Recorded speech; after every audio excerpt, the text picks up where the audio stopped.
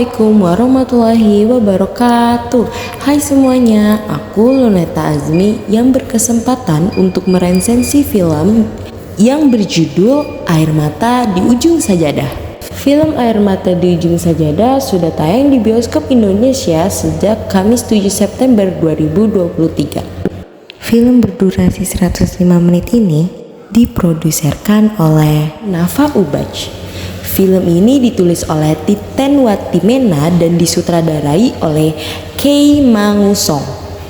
Film Air Mata di Ujung Sajadah berkisah tentang seorang ibu yang berjuang mendapatkan anaknya kembali setelah 7 tahun terpisah. Air Mata di Ujung Sajadah salah satu film Indonesia yang mengusung tema drama keluarga.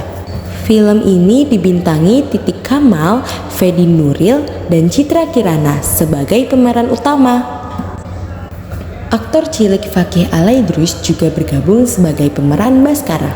Baskara ini anak yang diperjuangkan ibu kandungnya. Cerita film ini dibuka dengan Akila yang diperankan oleh Titik Kamal, seorang desainer interior yang meniti karir di Eropa karena hidupnya sepi akibat masa lalu. Ia pindah ke luar negeri ketika bayinya dengan Arfan, suaminya, disebut meninggal dunia karena sebuah alasan. Ternyata situasi itu tak sepenuhnya benar. Akila ternyata dibohongi ibunya sendiri yang bernama Halimah tentang anaknya yang meninggal dunia. Saat itu Akila sudah melahirkan anaknya. Halimah justru menyerahkan bayi Akila untuk diasuh Arif yang diperankan Fedi Nuril dan Yuma yang diperankan Citra Kirana. Mereka adalah pasangan suami istri yang sudah begitu lama menginginkan seorang anak. 7 tahun berlalu. Akhirnya Akila mengetahui anaknya ternyata masih hidup. Putra kandung yang bernama Baskara itu selama ini dibesarkan oleh Arif dan Yuma di Solo. Akila ingin sekali kembali dekat dan hidup bersama darah dagingnya itu, Baskara. Namun Akila juga harus menghadapi dilema besar yang menimbulkan perasaan gundah di hatinya.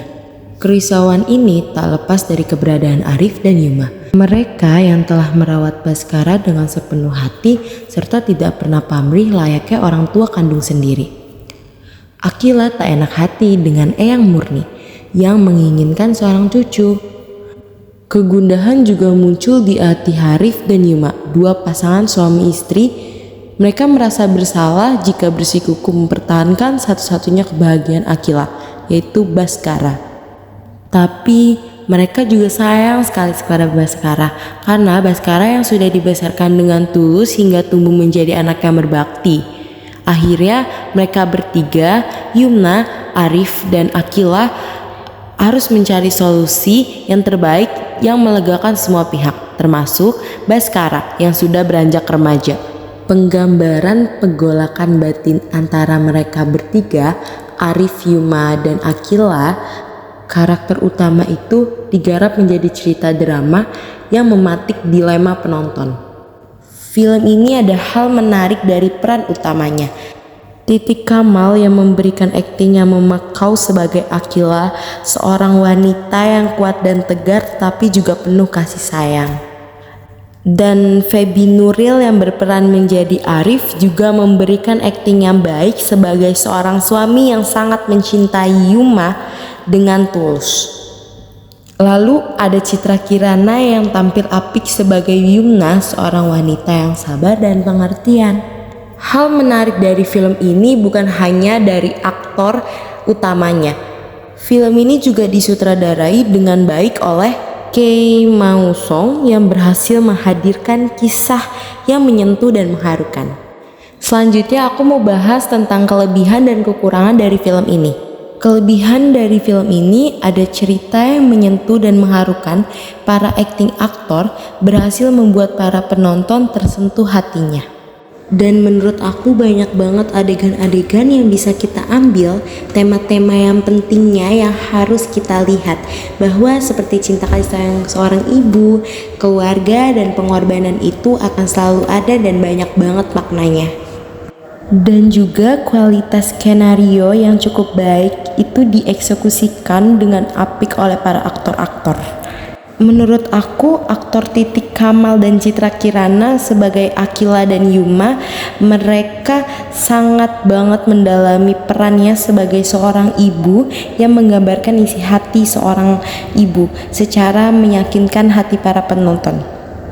Dan gak kalah keren juga aktor cilik Fakih Alaidrus yang kaya banget chemistry-nya dapet banget sama orang tuanya, jadi aktingnya sangat terlihat berchemistry.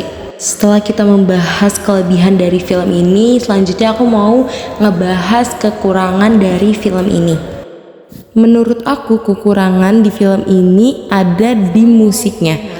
Alunan musiknya yang diputar tak henti-henti sepanjang cerita.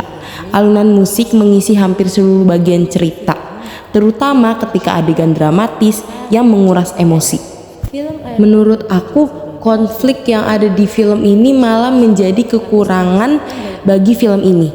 Konflik antara orang tua kandung dan orang tua angkat sudah pernah diekspos di sebuah sinetron. Jadi menurut aku konfliknya terlalu pasaran. Menurut aku itu aja sih kekurangan dari film ini. Jadi Air Mata di Ujung Sajadah film drama keluarga yang layak untuk ditonton menurut aku. Film ini memiliki kisah yang menyentuh dan mengharukan. Dan menurut aku acting para pemain itu sangat banget bagus, karena mereka berhasil membuat para penonton jadi terbawa suasana dan terharu sama kisah dari film itu. Film ini bagus banget menurut aku dan mungkin direkomendasikan untuk orang-orang yang hatinya gampang banget terbawa suasana, yang gampang banget nangis, gampang banget terharu. Dan film ini cocok untuk orang yang mungkin pengen nangis. Nah, film ini kalau dinilai dari 1/10 mungkin 6/10 ya dari aku. Oke, segitu aja aku mengulas film ini, film Air Mata di Ujung Sajadah. Semoga kalian terbantu dengan ulasan aku dari film ini. Sekian dari aku. Wassalamualaikum warahmatullahi wabarakatuh.